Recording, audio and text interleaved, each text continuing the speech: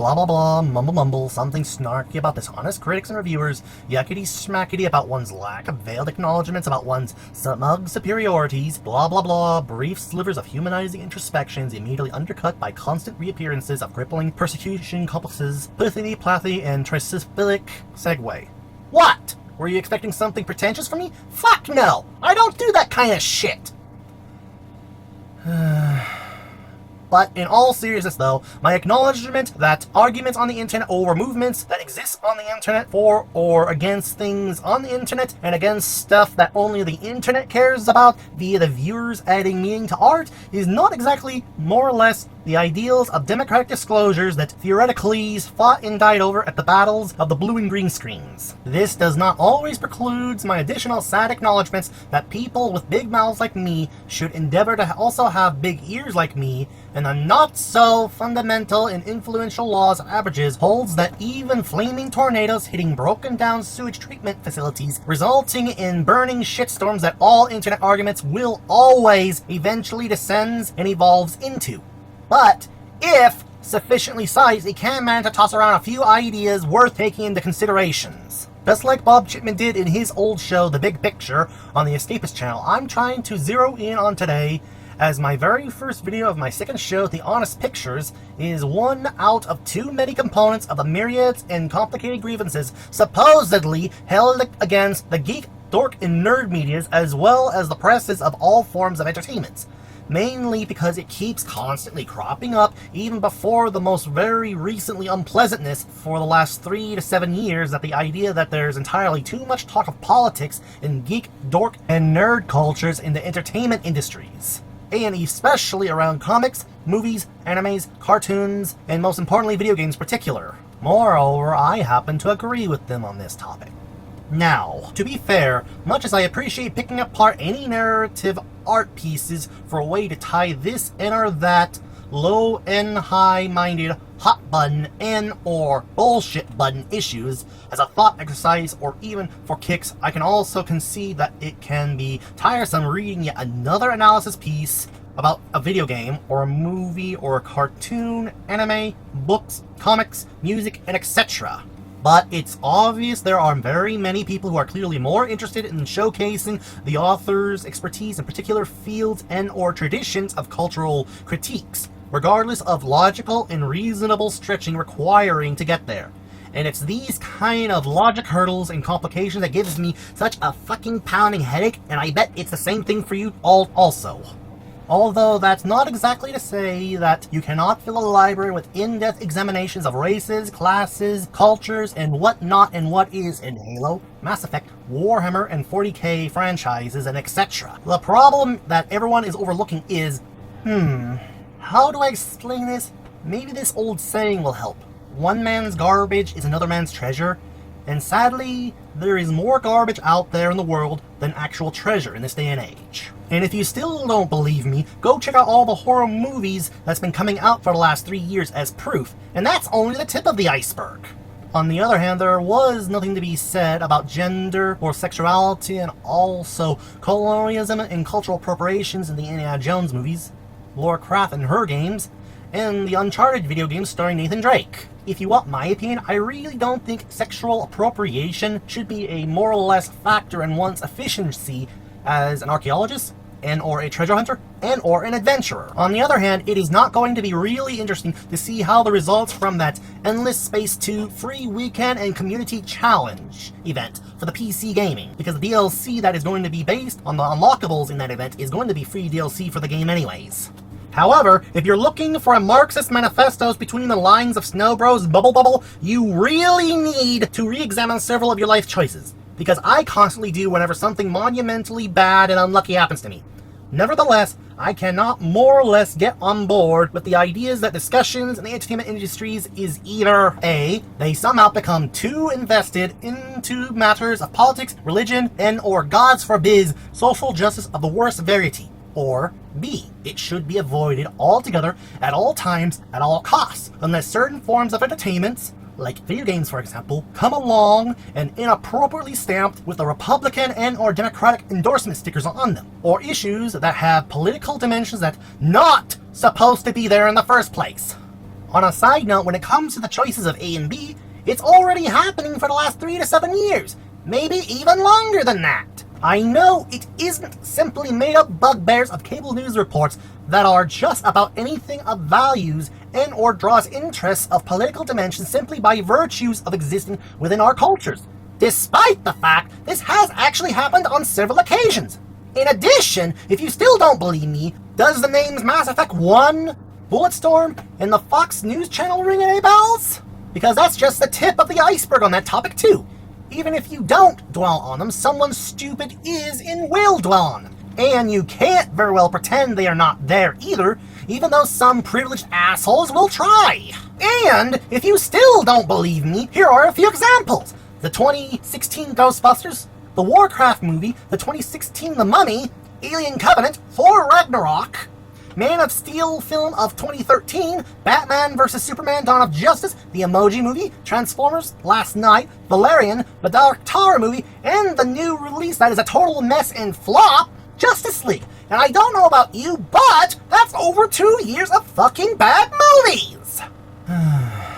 Now, on a much less serious note, the Smurfs have often been described as an idyllic representations of a functioning communist societies. And on a darker note, they have also been described as an idyllic representation of Nazi Aryanism, if that surprises you. I, on the other hand, deeply disagree with the after, and I'm saying it because I loved watching the Smurfs when I was a kid.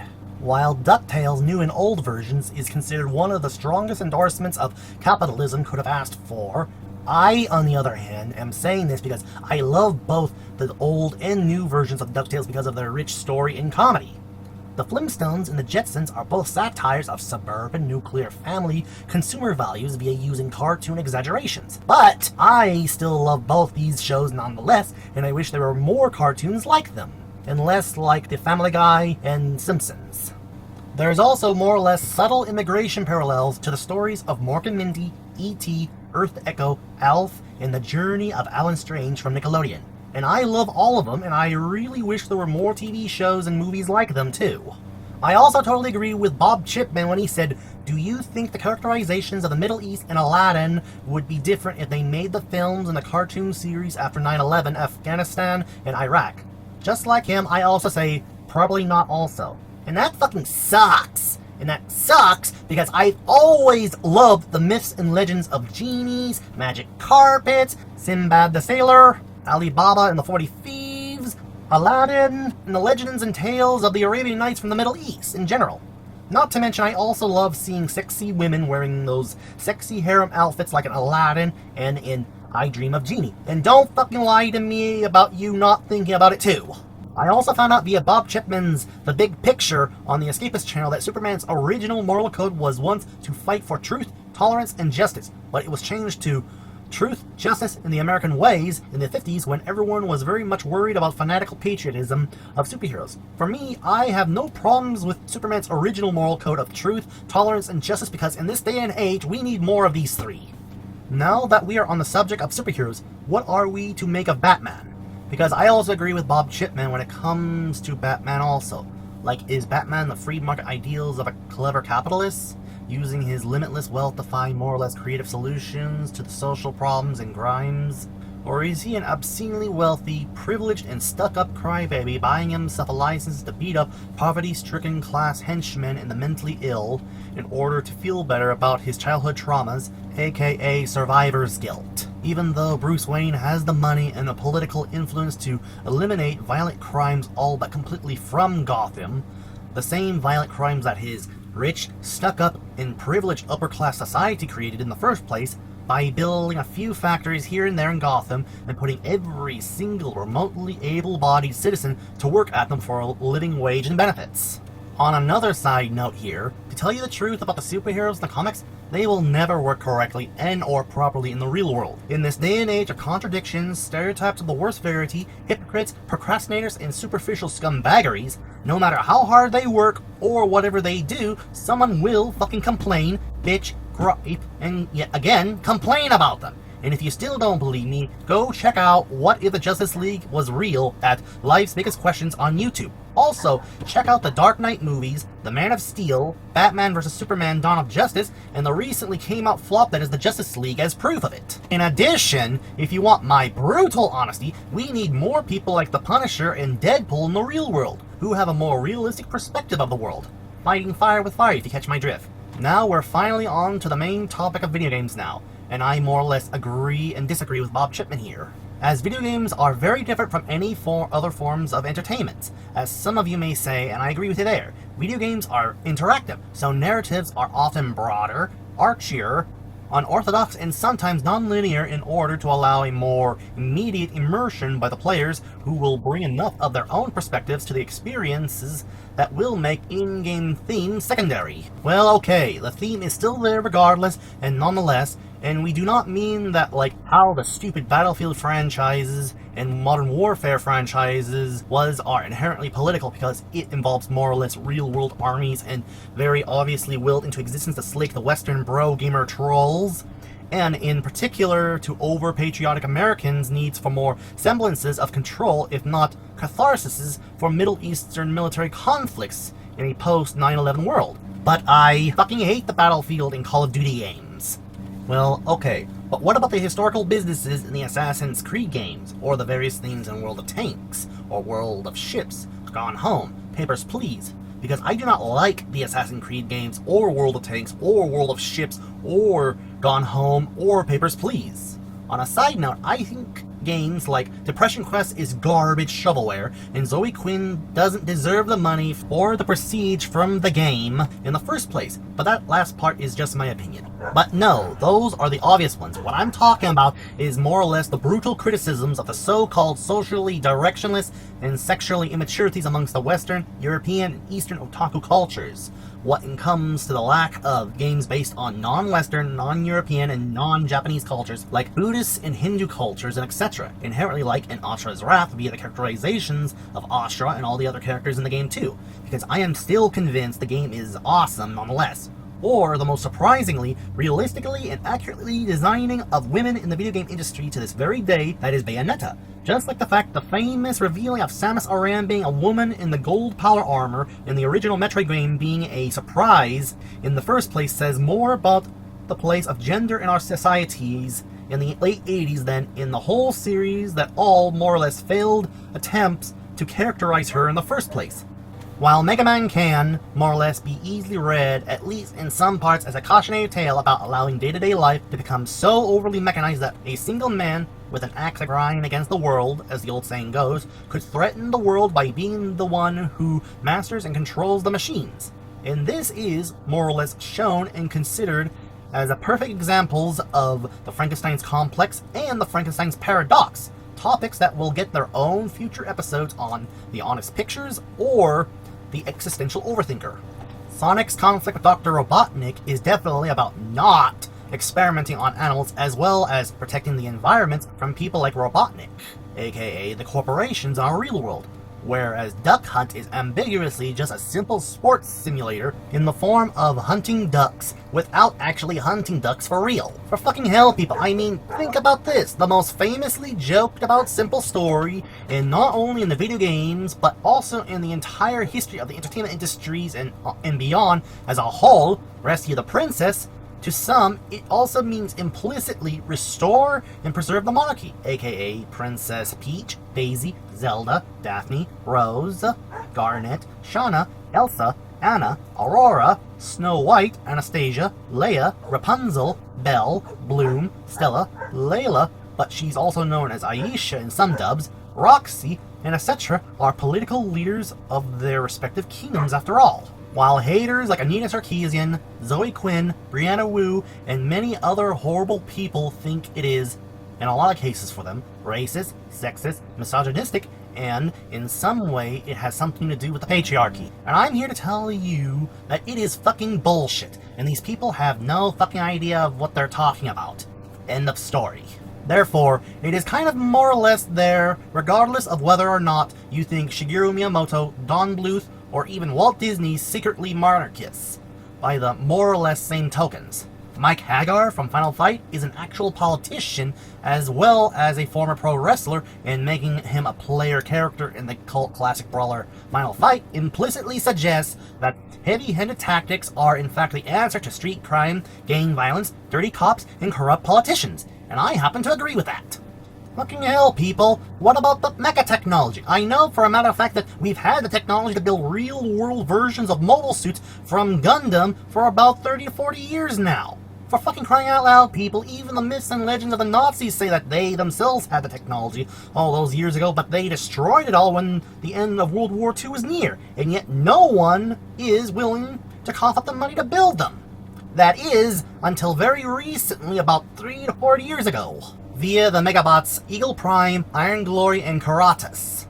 And what about the kids next door in the Grim Adventures of Bill and Mandy, huh?